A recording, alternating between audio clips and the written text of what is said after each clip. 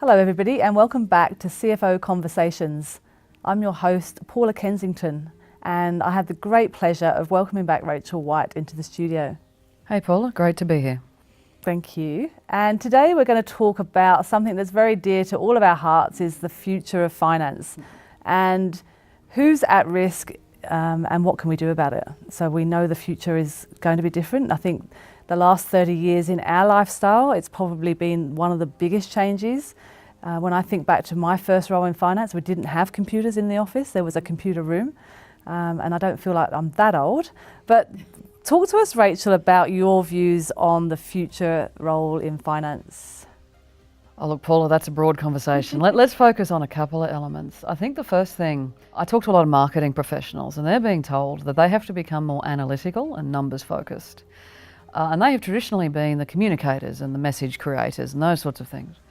In finance, we're all being told we need to get much better at building relationships with other people and in how we communicate. And what that tells me is that the professional lines are going to get very blurred in the future. And I think it's, in many respects, we've all been taught to be specialists, and I think the future may be far more generalist, where it's actually the machines that will actually be the specialists.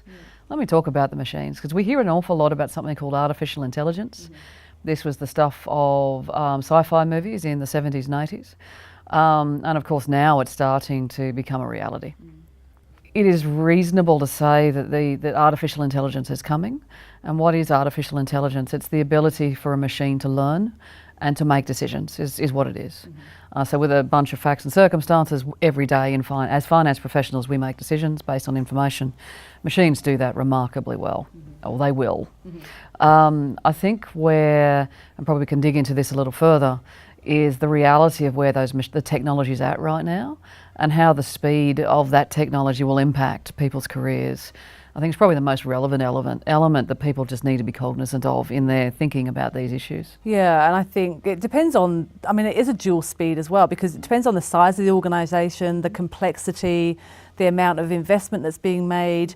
You know, the future of finance at a telco or a large bank is going to be different potentially to the SME, ASX 300, $50 million business. So yes, as you say, the future's coming. AI is here, and the speed of that introduction will be different across those organisations.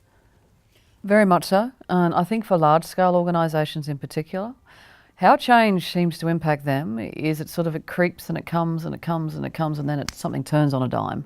A bit like what Uber did to the taxi industry. Many attempts had been made before Uber.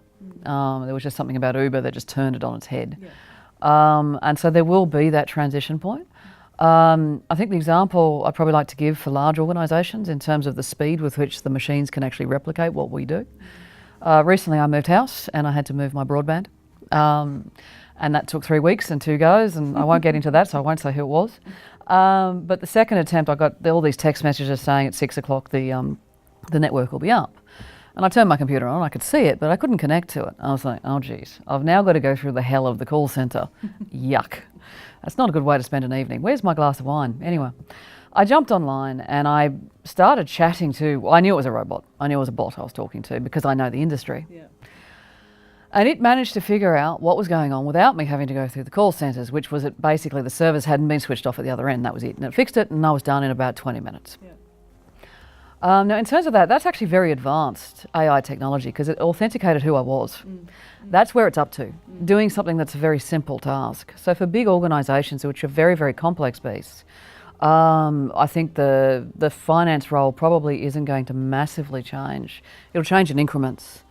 And then somewhere between 5 and 15 years, there'll be a massive shift. So I guess the message from that is if you're a finance professional, now is the time to be upskilling and diversifying your skill base so that you can adapt and respond when that massive quantum shift comes, whenever that is. Yeah. So I think the message is don't panic immediately, but don't sit here doing nothing. We've probably got, I agree, I think we've got somewhere between 5 and 10 years. And then our whole world is going to shift in finance. Yeah. So message is to make sure you start thinking about how to close that skills gap and start learning, because it's actually interesting as well. It is, very much so. Yeah. Very much an opportunity. Yeah, for sure. Thanks, Rachel. It's great to talk to you. Thanks, Paula.